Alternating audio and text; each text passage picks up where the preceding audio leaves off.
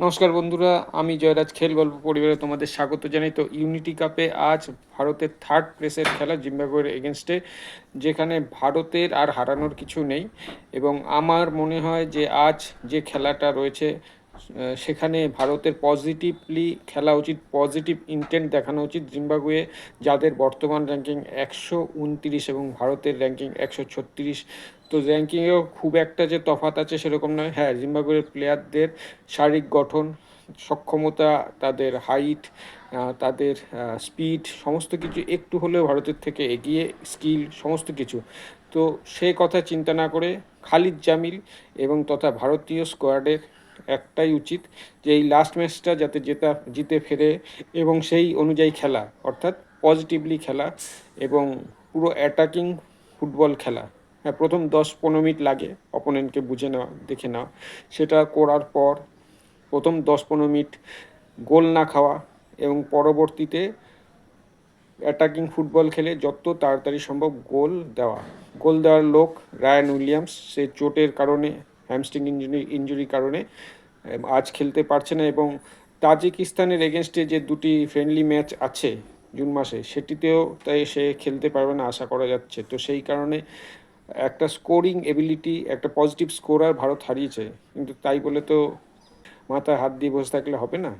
কোচকে প্ল্যান এ কাজ না করলে প্ল্যান বি মাথায় রাখতে হবে। তো সেই মতো কোচের উচিত যে গোল করে অন্যান্য যে প্লেয়ারগুলো আছে তাদের এই জন্যই নেওয়া হয়েছে যে তারা ভারতীয় ফুটবলে জাতীয় টিমে খেলার যোগ্যতা তাদের রয়েছে এবং গোল করার এবিলিটি রয়েছে সেই জন্য। তো সেই কারণে তাদের উপর একটা দায় বর্তায় এবং অবশ্যই ভারতীয় ফুটবলকে এগোতে গেলে শুধু একটি প্লেয়ার নয়, পুরো স্কোয়াড, পুরো ভারতীয় ফুটবলকেই ভালো খেলতে হবে। তো সেই কারণে আমার মনে হয় যে ভারত আজকে পজিটিভ খেলুক, হারানোর কিছু নেই। জিম্বাবুয়ের এগেনস্টে পজিটিভ খেলে যদি পজিটিভ রেজাল্ট আসে ভালো, না হলেও কোনো অসুবিধা নেই, কোনো হারানোর কিছু নেই। এরপরে ফ্রেন্ডলি ম্যাচেস আছে, সেগুলোতেও আবার তাজিকিস্তানে গিয়ে ভারত খেলবে। সেখানেও আশা করি যে যেহেতু ফ্রেন্ডলি ম্যাচ, সেখানেও ভারত অনেক পরীক্ষা নিরীক্ষা করবে। সেখানেও স্কোয়াডে আরও নতুন প্লেয়ার যুক্ত হবে আশা করা যায়। আর ভারতের যে এখন বর্তমান ফুটবলের অবস্থা অবশ্যই খুব সংকটজনক। আইএসএল নম করে শেষ হয়েছে, পরবর্তী যে ফুটবল উইন্ডো, তার যে ক্যালেন্ডার, সেটা এখনও ঠিকঠাক প্রকাশ হয়নি। পরবর্তী আইএসএল কীভাবে সংগঠিত হবে বা আইএসএল যে সংগঠিত হবে কবে, তার খেলা শুরু হবে, রোড ম্যাপ কিছুই নেই এবং স্পন্সরও পায়নি। ভারতীয় ফুটবল ডিপেন্ড করেছে আইএসএলের উপরে। তো সেই রোড ম্যাপই যদি তৈরি না হয়, আইএসএল কবে হবে, আদৌ হবে কি না কোনো ঠিক নেই। সেটা এই জুন মাস পড়তে চলেছে, সেটারই যদি কোনো ঠিকঠাক না হয় তো ভারতীয় ফুটবল এগোবে কী করে। অবশ্যই এআইএফএফ এবং ফুটবল সচিবকে অবশ্যই এটা নিয়ে ইমিডিয়েট একটা পদক্ষেপ নেওয়া উচিত। এবং আমি মনে করব ভারতের যে খেল মন্ত্রী আছেন তাকেও এই ব্যাপারে যথেষ্ট তাড়াতাড়ি পদক্ষেপ নেওয়া উচিত, যাতে ভারতীয় ফুটবলটা বাঁচে, যাতে ভারতীয় ফুটবল এগোয়। অবশ্যই আজকের খেলার দিকে নজর থাকবে, কিন্তু এই খেলা বা এই দু একটা ট্যুর করে নিয়ে ভারতীয় ফুটবল উন্নতি হবে না। ভারতের যে পরিকাঠামো, রুট, সেটাকে ঠিক রাখতে হবে, সেটাকে ঠিক করতে হবে। লিগগুলো কি ভালোভাবে চালানোর ব্যবস্থা করতে হবে, সেখান দিয়েই প্লেয়ার উঠে আসবে।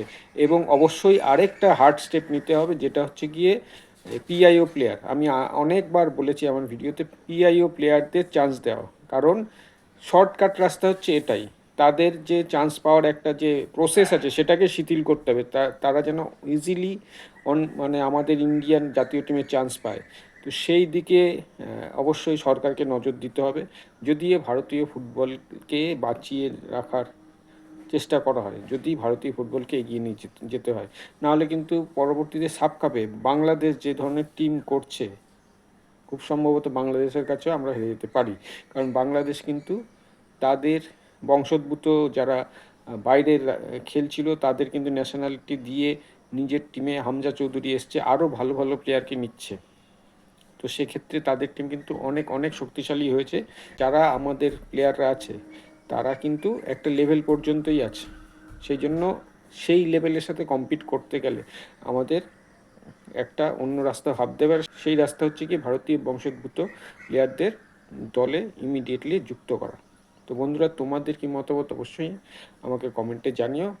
আর অবশ্যই আশা রাখো, আশা করো যেন আজকে ভারত অন্তত থার্ড প্লেস ম্যাচটা জেতে।